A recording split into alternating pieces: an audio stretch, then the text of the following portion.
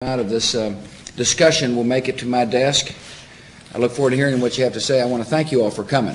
It's a welcome to Central Texas, and I truly look forward to hearing what you have to say. I suspect I know what's on Doug's mind, and that's how to get people back to work, and that's on my mind. I mean, we ought to seize every opportunity to get our workers working, and in one case, Congress can do something about it and should do something about it quickly, and that is to provide some terrorism insurance so that roughly $8 billion worth of projects move on. And that's $8 billion worth of work for somebody. That's how I view that. I view that in human terms, not in balance sheet terms. And so I want to thank you all for coming to talk about ways to get the economy moving again. And, we're pleased with some progress, but we got more to do. And that's what we're really here to discuss. And so any specific ideas that bubble up, we'll give it a good look. And but in the meantime, keep the conversation moving here. I don't want to dominate it. All right, Mr. President, thank you very much for joining us. We heard from Tom and we heard from Doug, and we were just hearing from Phyllis. And Phyllis, I'm not sure, were you through with your remarks? I haven't. We've got a lot to say. Great. How about let's hear from John Brooks. Mr. Secretary, certainly my feelings are with Mr. McCarron on the security issue. I'm tied in with the construction industry. Big John, what do you do? Excuse me. I'm the business manager for the Partners. Oh, good. Out of Pittsburgh, which we've entertained you last. Yes, you have. You surely did. I was probably the first person you met. That's right. Well, I didn't notice you. I didn't recognize you in a coat and tie. My concerns, certainly our pension monies that we're responsible for. And certainly Mr. McCarron has seen his way to give me another 27 counties where I get into the pension fund because I sit on them. And certainly we invest in the infrastructures in any place that we can. 25% of the fund is targeted for that reason. But I'm noticing now that you look into the pension funds more, I'm talking in lines of the construction industry, the unfunded liability there. Certainly we all hear about cooking the books or whatever. A lot of times the details that they're using for the age limit, I mean, I personally, my pension fund uses 1994 tables. I'm looking into the area that I'm merging in with now, and they're out there using 74 tables. And certainly you can take that number of the equation for you to be at the 6.5, 7. You can keep raising the numbers and keep making that pension fund look like it's in the hole. My curiosity is there something that the government can do to make sure everybody uses the right table and insist on it, instead of the actuary out there saying, well, you're in good hands, my friend, but you really aren't, when after this is all said and done. I think it's an injustice to the people that we support out there. And that's basically a recommendation. Certainly what Mr. McCarron has talked about, I'm certainly behind it 100%. But John, look at that issue in front of Secretary Chow and the Pension Benefit Guarantee Corporation and take a hard look at what you're saying on this issue. I just think it would make the pension funds out there, instead of being $300 billion in the hole, with all, I'm not just talking about construction industry, any of the pension funds. I understand. This is a good issue. I'm glad you raised it. Thank you. Mr. President, before we started, Van, who's sitting between us here, was telling me that her 92-year-old grandmother is watching this on television, so I think we ought to give Van an opportunity to talk while you're here. Your grandmother and my mother. First of all, I run a restaurant in Raleigh, North Carolina. We employ 240 people. The restaurant will seat 700 to 1,000 people a night. And I want to thank you for the tax relief and the stimulus package. That really has helped, and we did see a difference. One thing that would really help restaurants, small independent restaurants, and really all restaurants, is 100% business meal deductibility. Because when you are out of town and you are traveling, your travel and your airfare and your hotel and everything else is 100%, but where you're going to do your business, you do have to do it at a restaurant. So we would like to see that restored. And one thing that I was personally affected by was the death tax. Twice, because my father died first, and then my mother died 14 years later. And had we not had life insurance plans and the ability to liquidate other assets, we probably would have lost the restaurant. And I feel what worries me is the people that can't do, what I was able to do and do lose their businesses. Yeah. But overall, I have employees that feel great about their jobs. They are so happy to have jobs, and they are very much behind our country right now, and they're just very proud. My staff is very proud of what you've done. Thanks. And I'm just honored to be sitting beside one of my heroes.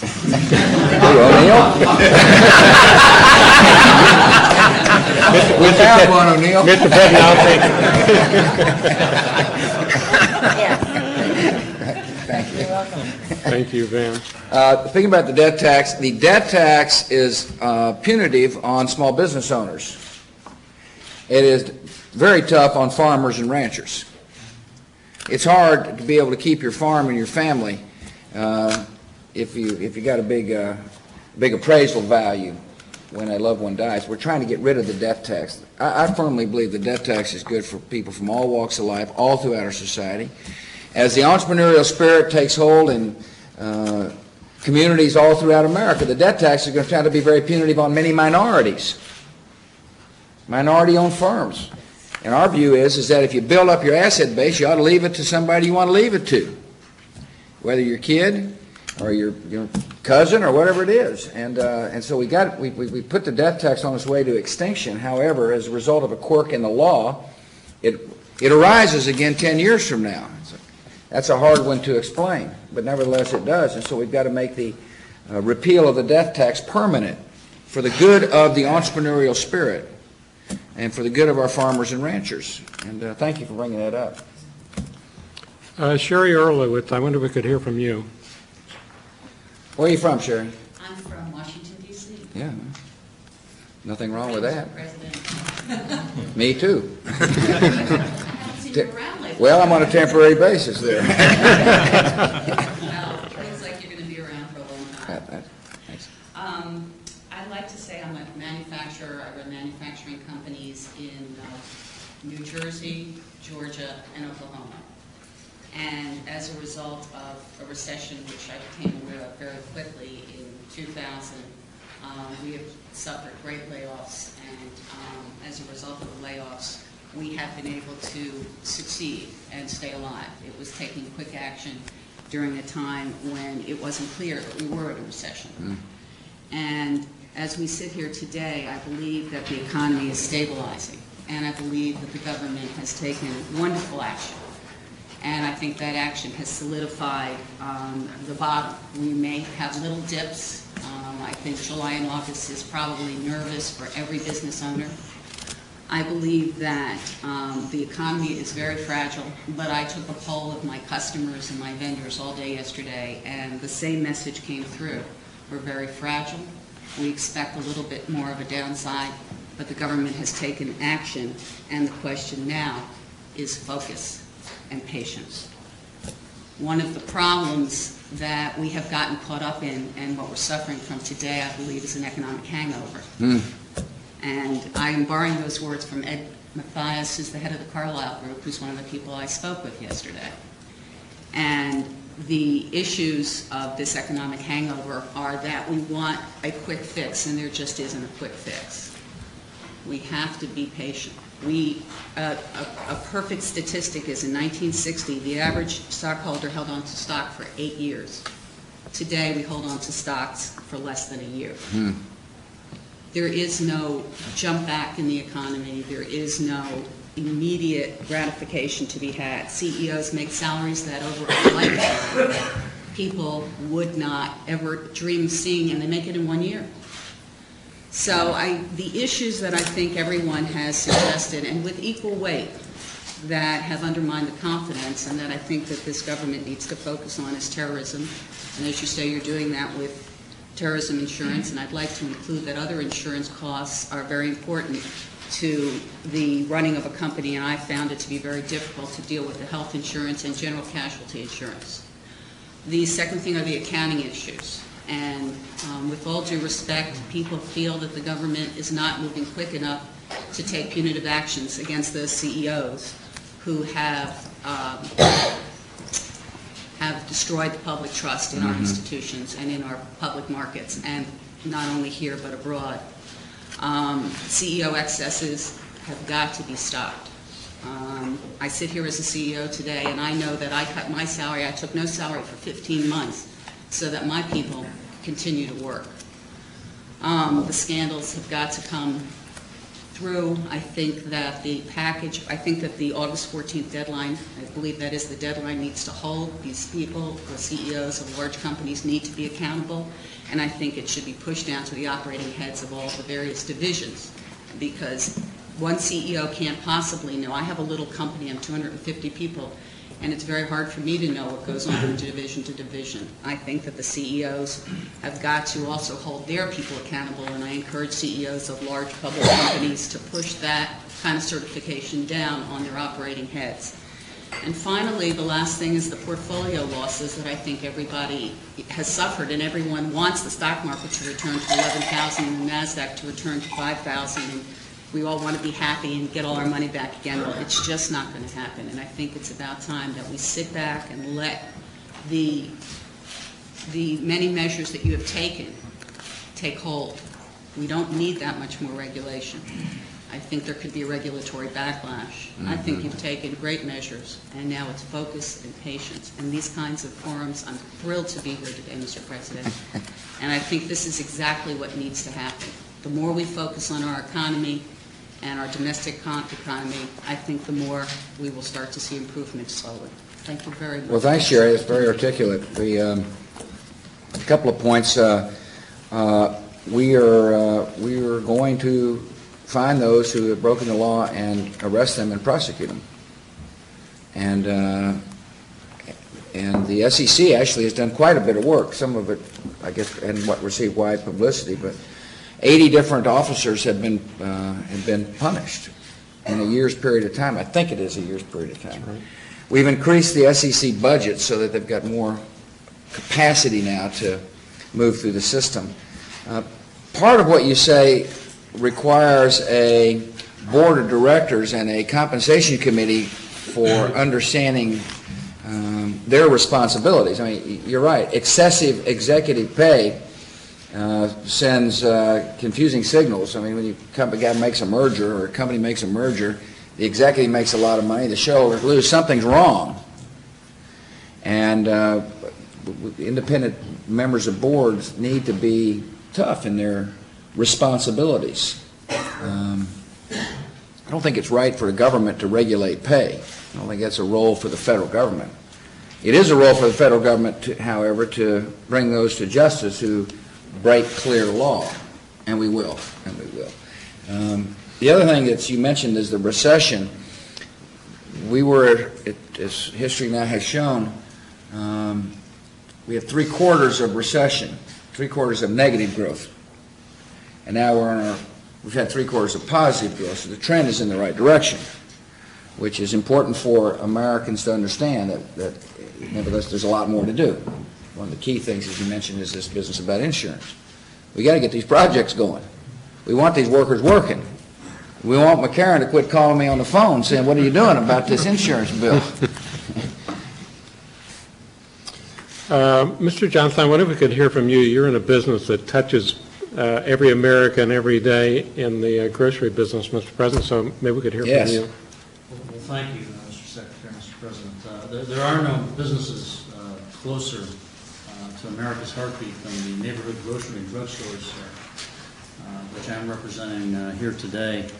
In addition, the retailing sector, which we're a part of, creates 1 in every 5 jobs in our economy, and they're good-paying jobs, too. At Albertsons, my company, we invest nearly $2 billion a year in new stores, so this This issue that you talked about, Doug, is very close to us. We host 1.4 billion consumer shopping trips a year, and our 200,000 associates hear 24 hours a day what's on the minds of consumers. And I can tell you they're genuinely concerned about our economy. There's no doubt about that. As a CEO, I try and listen to those messages, and I think it's the way to find out what America's heartbeat really is. And recently, here's what I hear. Consumer confidence is weakening. There's no doubt about that. Consumers are gun shy. We see it in their buying behavior. We see it in them buying private label products instead of branded products. We see them buying things like hamburger instead of steak. Those are very basic things that are going on out there today. So, to keep the positive GDP growth moving, I think we need to do several things. First of all, we've got to stick to our plans for tax relief and put more dollars back in consumers' pockets. I think a reversal there would be deadly, absolutely deadly. We've got to invest heavily in homeland security. I know I take that very seriously as one of my jobs to protect the food chain, and I think our government has to take it very seriously, as you are, Mr. President, to protect our homeland. We've got to do everything possible working together to continue creating new jobs. And I think winning programs like the Welfare to Work Tax Credit, the Work Opportunity Tax Credit are creating self-confidence in our workforce as we simultaneously remove costs from the welfare system and put people back to work. That's a win-win situation for our economy. And I know at Albertsons we create over 100,000 jobs a year, and programs like those are very, very important to our associates and to the communities that we do business in. We need terrorist insurance. We need tort reform. We need pension protection for our workers now, not later. Mm-hmm. Those are very positive signs, I think, that will bring the economy steaming back. And I think all those programs linked with the Homeland Security investment are where we need to spend. And I think, as Sherry said, focus right now is very, very important. And finally, and maybe most importantly, we've got to restore confidence in America's corporations and public markets. As I talk to consumers every day, right down on the floor of a grocery store, people are concerned about this issue. And that's my job as a CEO and my fellow CEOs in this country. And now's not the time to hide. It's the time to be out in front. It's the time to put criminals in jail, to invest in the economy, and to stay visible and to certify our financials. That's exactly what I'm going to do. And it's our most important job as we create shareholder value and do it with integrity. I think today we're in a very transparent world. We have to realize that, and this is one of the most important things that we can do. So I commend the administration for moving fast on this legislation and corporate responsibility. I think it's had a big impact. So in summary, we got to get moving, and I think working together we can make it happen. Thanks for coming. Mr. President, you have to go. Yeah, well, life of the president always has to go. But I do want to thank you all for coming. This is, I appreciate, Sherry, you're talking about this summit in positive terms. That's how I view it, too. You'll be amazed when you go to lunch today to see the quality of the folks that have come. I've got some of the world's leading economists here with you in your panel. National labor union leader. I mean, we've got really fine people who have agreed to come and share their insights, and share some thoughts with us. And I think one of the things you'll hear is that even though times are kind of tough right now, that we're America. I mean, I'm incredibly optimistic about the future of this country because I understand the strength of the country. And the strength of the country is our people. We've got the highest productivity in the world. We've got the best farmers and ranchers in the world. We've got the best manufacturers in the world. We've got the hardest working people in the world. We've got the best tax policy in the world. I mean, we got a lot going for us. And I think with the American investor, one thing I do want to comment on, I was at an earlier seminar, and I too am concerned about the language of Wall Street not being clear so that the average investor can understand what's going on. And we talked to Chuck Schwab about that. And Wall Street has got to understand that fancy footwork when it comes to financial instruments needs to, need to be totally open and transparent so everybody understands what's happening. And you're right about making sure that the average investor feels confident in what he or she reads. A lot of folks in this part of the world aren't are I would call it suspicious about some of the fine print.